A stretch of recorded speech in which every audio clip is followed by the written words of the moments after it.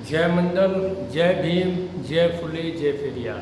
नमस्कार साथियों, मैं आनंद सिंह विद्रोही, राष्ट्रीय अध्यक्ष मंडल आर्मी। आमतौर पर मैं कभी किसी न्यूज़ पर कोई वीडियो नहीं बनाता हूँ, किसी खबर के आधार से कोई वीडियो नहीं बनाता हूँ। लेकिन आज चूँकि विषय महत्वपूर्ण है और इसलिए मुझे लगा कि इस विषय पर एक वीडियो बनाया जाना चाहिए और जो विषय है वो आप तक पहुंचाया जाना चाहिए कि आखिर क्या आज ऐसी खबर है जिस पे वीडियो बनाना मुझे आवश्यक लगा। तो खबर ये है कि जिन्होंने 5 किलो गेहूं, चावल, तेल और नमक फ्री का खाया है, मुफ्त का, और उसके बदले में भाजपा को वोट देकर के सत्ता में लाए हैं, अब उनकी खैर नहीं है। ये योगी आदित्यनाथ का फरमान है, ये भाजपा का फरमान है। और जिन्होंने किसान सम्मान निधि के नाम पर पैसा लिया है, सम्मान निधि ली है और वोट बीजेपी को देकर के फिर सत्ता में लाए हैं, उनकी भी खैर नहीं है। ये बहुत ही महत्वपूर्ण है, क्योंकि अक्सर ये कहते हुए सुना गया था और इसकी चर्चाएं काफ़ी हुई हैं कि आज तक ऐसी कोई सरकार नहीं आई जो गेहूं, चना, तेल, रिफाइंड, नमक, दाल, चावल मुफ्त में दे रही हो, गरीबों को लिए इतनी अच्छी सुविधाएं कर रही हो। ऐसी कोई सरकार नहीं आई जो किसानों को सम्मान निधि दे रही हो बतौर 2000 रुपये 3 किस्तों में। और उन लोगों के लिए ये जानना बहुत ज़रूरी है जिन्होंने महज 5 किलो गेहूं और चावल, नमक के मोल पर बदले में अपनी आने वाली पीढ़ियों के भविष्य को गिरवी रख दिया है, बेच दिया है भाजपा और आरएसएस के हाथों। तो फरमान क्या है, फतवा क्या जारी हुआ है, मैं उस विषय में बता देता हूँ। ये कार्यालय जिलाधिकारी बांदा की तरफ से जारी हुआ है 14 मई 2022 को।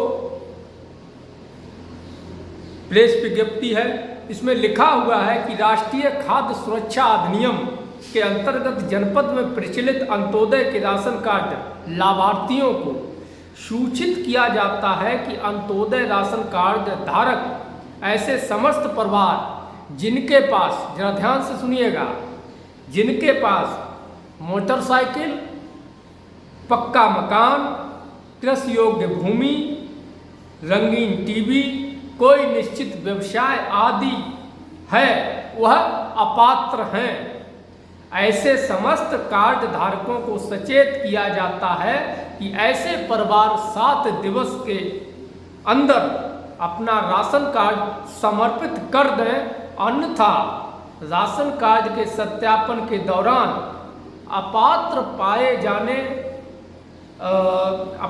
पाए जाने पर गेहूं 24 रुपये प्रति किलो, चावल 32 रुपये प्रति किलो व चीनी, खाद, तेल, चना, नमक की वसूली बाजार दर से करते हुए राष्ट्रीय खाद्य सुरक्षा अधिनियम 2013 के तहत वैधानिक कार्रवाई की जाएगी। और ये जिलाधिकारी के साइन हैं जो बांदा से हैं, उनकी तरफ से जारी हुआ है। अब सोचने का विषय ये है, आप अपने गांव का आकलन करिए, आपके गांव में कितने घर हैं और उन घरों में अपने ही गांव में जाकर के एक सर्वे करिए और पता करने का प्रयास करिए कि कितने ऐसे घर हैं जिनके पास रंगीन टीवी नहीं है, कितने ऐसे घर हैं जिनके पास मोटरसाइकिल नहीं है, कितने घर कच्चे हैं।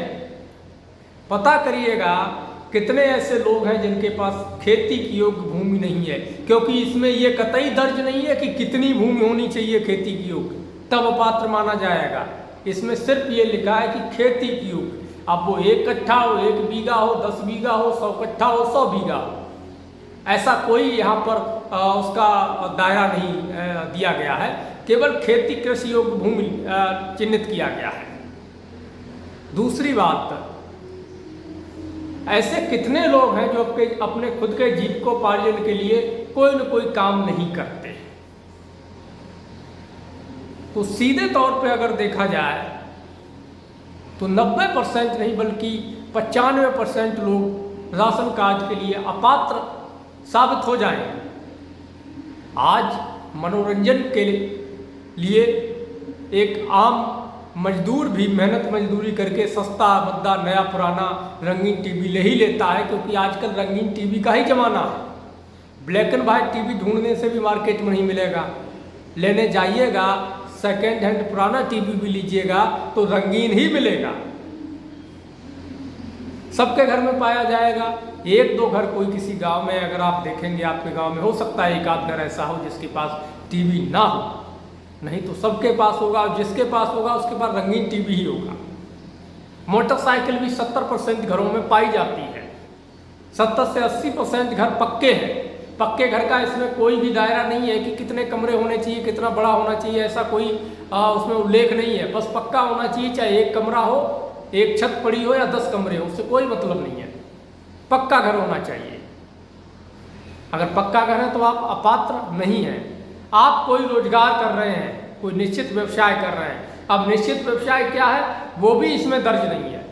बस आप जीविकोपार्जन के लिए कुछ भी कर रहे हैं, भले ही मजदूरी कर रहे हैं, मजदूरी को भी व्यवसाय मान लेंगे, क्योंकि पकौड़ा बेचना भी उनके लिए व्यवसाय है, तो मजदूरी भी उनके लिए व्यवसाय बन सकता है। ये कोई बड़ी बात नहीं है। तो हमारे समाज के ओबीसी SC ST समाज के, माइनॉरिटी समाज के वो लोग जो राशन के लालच में 5 किलो गेहूं, चावल, चना और रिफाइंड नमक के लालच में जो भाजपा को वोट दिए और उनको सत्ता में लाए, अब भी अगर उनको अकल आ जाए तो मैं समझूंगा ये बहुत बड़ी बात है। आज राशन कार्ड सरेंडर करने की जहाँ तक बात है, तो आज मुझे एक सज्जन मिले जो कह रहे थे कि कोटाधारक जो कोटेदार हैं राशन कार्ड सरेंडर करने के नाम पर, समर्पित करने के नाम पर 200 से 500 रुपये रिश्वत मांग रहा है। ये और सबसे अहम सवाल ये है कि अगर अपात्रों की सूची बनी तो इसका दोषी कौन है? क्या इस आधार पर पात्र मान लिया जाएगा गरीब व्यक्ति को, एक ऐसे व्यक्ति को जिसके पास जीविकोपार्जन का कोई मजबूत साधन नहीं है, कोई मजबूत आधार नहीं है, उसको इस आधार पर क्या सरकार अमीर मान लेगी कि उसके पास एक रंगीन टीवी है? क्या इस आधार पर उसको अमीर मान लेगी कि उसका एक कमरे का पक्का मकान है? क्या इस आधार पर सरकार उसको अमीर मान लेगी कि उसके पास 10 बिस्वा 1 बीघा खेती के लिए जमीन है?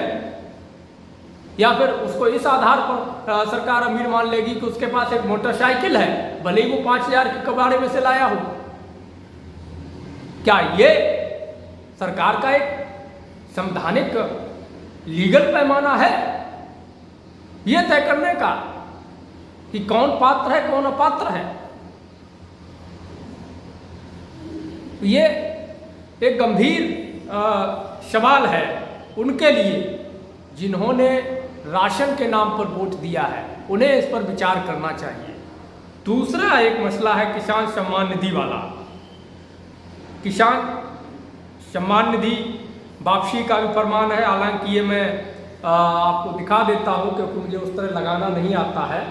ये जो आप देख पा रहे होंगे स्क्रीन में, ये राशन कार्ड वाला जो नोटिस है बांदा जिलाधिकारी का वो है, और जिसमें ये सारा पैमाना दिया गया है कि भाई 24 रुपये किलो के हिसाब से गेहूं की और 32 रुपये किलो के हिसाब से चावल की वसूली की जाएगी। बाकी खाद्य पदार्थ है, चीनी है, नमक है, तेल है, रिफाइंड है, दाल है, चना है, उसकी वसूली बाजार भाव से की जाएगी। अब एक नोटिस सीतापुर कार्यालय उत्कृष्ट निदेशक की तरफ से जारी किया गया है। कृषक का नाम है प्रेम नारायण, पिता का नाम है रामेश्वर, ग्राम अठौरा, विकासखंड महोली। तो इन्हें नोटिस जारी किया गया है और 10,000 रुपये जो सम्मान निधि, किसान सम्मान निधि बतौर इन्हें दी गई थी प्रधानमंत्री की तरफ से, उसे तत्काल वापस देने का आदेश दिया गया है। ये नोटिस जारी किया गया है। इसमें लिखा हुआ है, प्रधानमंत्री किसान सम्मान निधि योजना अंतर्गत अपात्र डुप्लीकेट आयकर दाता लाभार्थियों से अनियमित रूप से प्राप्त की गई धनराशि रिफंड वसूली निर्धारित खाते में जमा कराए जाने के संबंध में कृषक का नाम प्रेम नारायण, जिनको नोटिस दिया गया है, पिता का नाम रामेश्वर, आधार संख्या, खाता संख्या, पता ग्राम अठौरा, विकासगंज महोली। इसमें आगे लिखा है, प्रधानमंत्री किसान सम्मान निधि योजना अंतर्गत निर्धारित मानक के अनुसार आप आयकर दाता होने के कारण आपको अपात्र पाया गया है।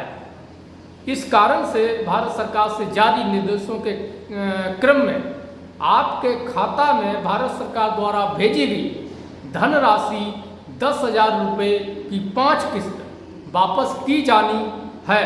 यह धनराशि कृषि निदेशालय के पत्रांक तिथि पत्रांक 124 दिनांक 16/7/2021 के संदर्भ में निम्नलिखित खाते में वापस की जानी है। इसमें खाता संख्या दिया गया है, director agriculture and finance controller Uttar Pradesh का, सेंट्रल बैंक ऑफ इंडिया का, ब्रांच NVRI लखनऊ। धनराशि उपरोक्त खाते में जमा कर जमा पर्ची अदो हस्ताक्षरी कार्यालय में जमा कराएं। धनराशि न जमा करने पर आपके विरुद्ध नियमानुसार वसूली की कार्रवाई की जाएगी, जिसके लिए आप स्वयं जिम्मेदार होंगे। भवदीय अरविंद मोहन मिश्र, उप कृषि निदेशक सीतापुर की तरफ से ये जारी किया गया है। अब इसी के संबंध में हम एक पेपर जो है दैनिक जागरण का, हिंदुस्तान का, इसमें जो खबर निकली है वो भी आपको पढ़ के सुना देते हैं। फैसला, 3 लाख से अधिक किसानों से की जाएगी सम्मान निधि की वसूली, ये हेडिंग है।